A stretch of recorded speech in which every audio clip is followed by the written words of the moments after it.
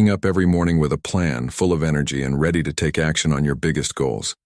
But let's be honest, that's not how most of us live. Instead, we delay, we scroll endlessly, we say, "I'll start tomorrow." But tomorrow never comes. Our goals remain dreams, and our potential stays locked away. But here's the truth. You don't need more motivation. You need a system to force yourself into action. And that's exactly what today's book summary is about. Force yourself to take action.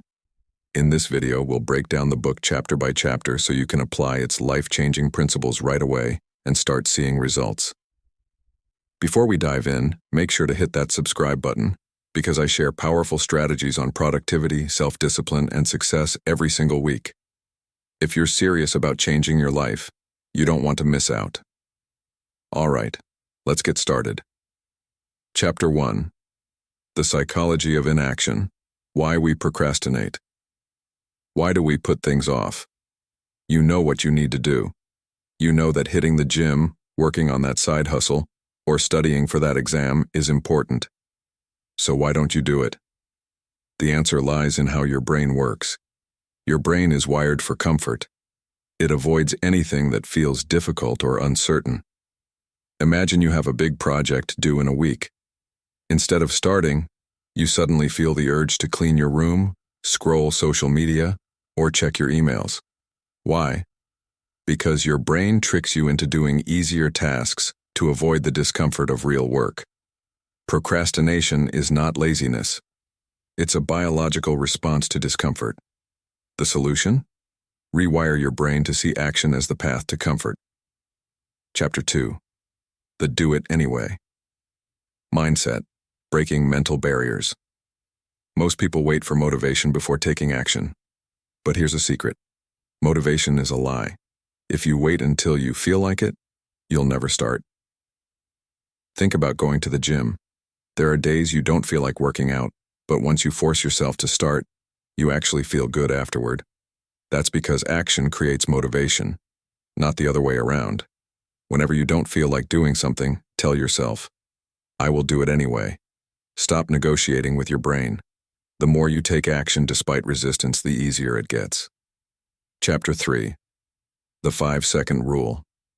How to overcome resistance instantly. Have you ever had a great idea but hesitated for a few seconds, and then talked yourself out of it? That's because your brain kills action within 5 seconds if you don't act. The 5-second rule. You wake up early and think, "I should go for a run." But instead of moving, you start debating, "I'll just sleep 10 more minutes. Maybe later. It's too cold outside." And boom, you've lost momentum. The moment you have an idea to take action, count down 5, 4, 3, 2, 1, and go. Don't give your brain time to resist. Chapter 4. The Momentum Principle.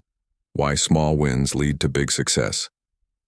Getting started is the hardest part, but once you do, action becomes easier, and you build momentum.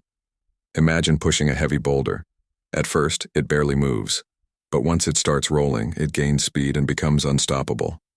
The same applies to life. Small actions create big results.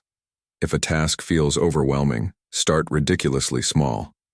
Want to read a book? Just read one sentence. Want to exercise? Do one push-up. Want to write an essay? Write one sentence. Once you start, you'll naturally want to continue.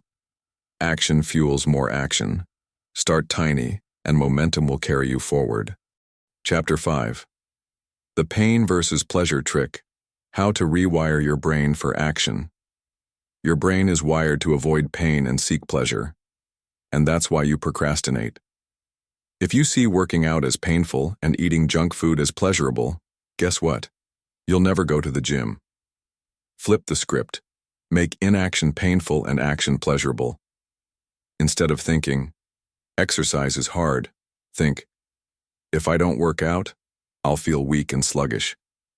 Instead of thinking, "Writing is boring," think, "If I don't write, I'll never finish my book and regret it later." Associate pain with procrastination and pleasure with taking action. Once you rewire this, everything changes. Chapter 6.